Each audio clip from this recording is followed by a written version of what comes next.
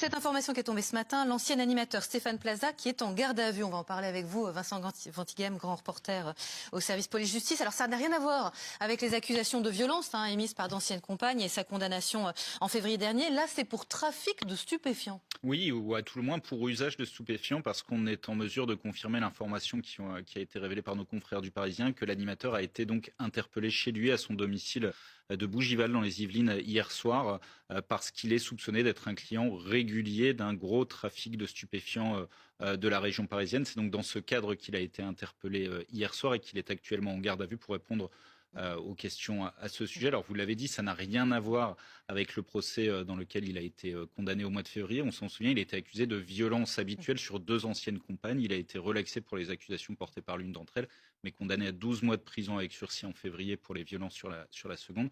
Et c'est à noter que lors de ce procès, il y a toujours un examen de personnalité et on avait interrogé Stéphane Plaza sur ses addictions, puisque les faits de violence avaient été commis. Mais il niait tout usage de drogue à l'époque. À l'époque, c'est au mois de janvier. Le 9 janvier, il avait été interrogé par le président de l'audience. Je me souviens, j'avais suivi ce procès. Et il reconnaissait une consommation mondaine d'alcool, 1 à 2 verres par semaine. Et quand on l'avait interrogé sur la consommation éventuelle de drogue, il avait eu cette réponse: jamais, jamais.